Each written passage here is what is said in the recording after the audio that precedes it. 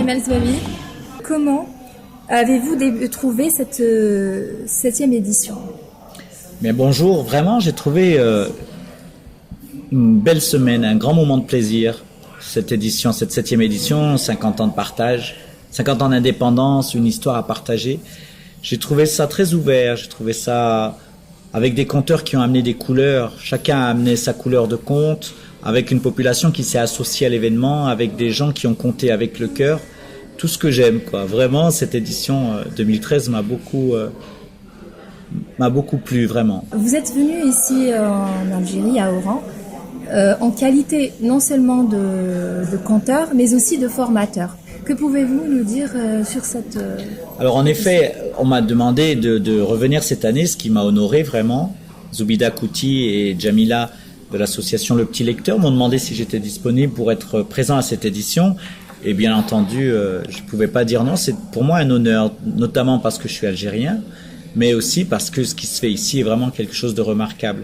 Quand elles m'ont demandé de revenir, j'ai proposé l'idée de former une dizaine de conteurs locaux d'ici, d'Oran ou de sa région, afin de leur offrir la possibilité d'assurer la cérémonie d'ouverture du festival. Et je suis venu en février, j'ai fait une tournée en Algérie et j'en ai profité pour travailler 10 heures avec un groupe d'Oranais.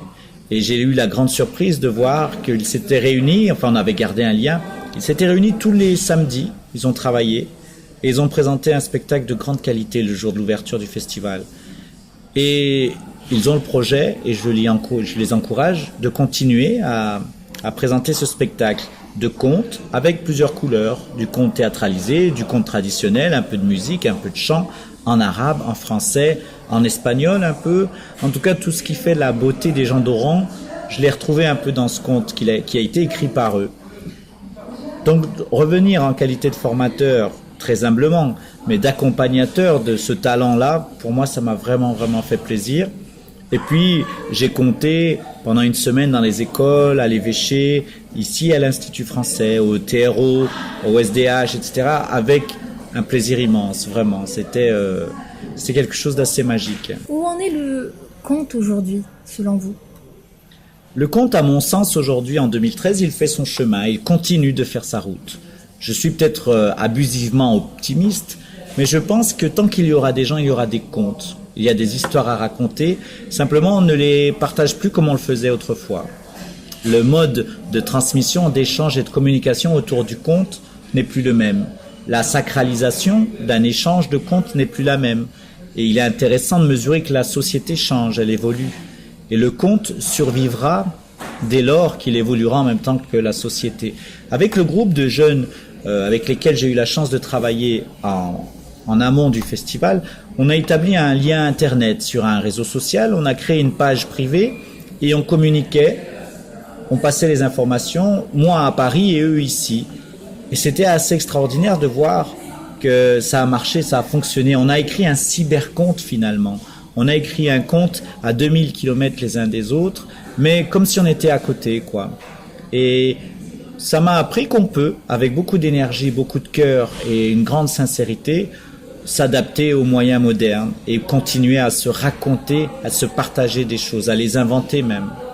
Ici, il y a dans les énergies, il y a dans la manière peut-être un peu délicate parfois, mais si rare d'organiser les choses, qu'il y a une sincérité qui est une nourriture extraordinaire. C'est un sofa, c'est un gâteau, c'est du miel ce que l'on vit dans ce festival. Un plaisir. Un bonheur. Un bonheur parce qu'après, nous, on continue nos chemins. Et quand on va ailleurs avec ce qu'on a vécu ici, on se sent un peu plus riche. Il faut rendre aux gens, le plus globalement possible, rendre aux gens cette idée que le conte leur appartient. Le conte, c'est eux. Le conte, c'est pas quelque chose dans un livre, dans un cahier ou dans un bureau ou dans une élite. Le conte, c'est les gens. Et ce sont les gens qui font les contes. Si on arrive à rappeler aux gens cette chose essentielle, je pense que même s'il faut l'adapter vraiment à son contexte, le conte peut demeurer. Vraiment et très naïvement, j'ai l'impression que le conte est là depuis qu'il y a des gens. Alors tant qu'il y aura des gens, il y aura du conte. Il faut juste faire attention à ne pas le muséifier. Le conte, c'est pas un musée, c'est pas quelque chose sous la poussière. C'est pas quelque chose pour les vieux ou pour les enfants.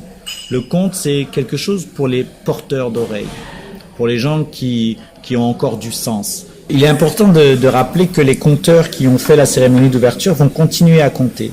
Ils vont peut-être se fédérer en association, peut-être le petit conteur, en tout cas en lien avec le petit lecteur. Ils vont continuer de travailler autour du conte, à se former pendant l'année, à aller dans les écoles, par exemple à Sidi Bel Abbès, à l'Institut au département de langue française de l'université qui nous avait accueillis. Ils vont aller un peu partout pour continuer sur ce chemin qu'ils ont commencé à emprunter. Donc ça, c'est, à mon avis, une des grandes réussites de la 7e édition. C'est que maintenant, il y a des conteurs ici et qui vont s'assumer officiellement en qualité de conteurs et qui vont, pendant toute l'année, continuer cette aventure. Merci beaucoup. Bien, merci à vous.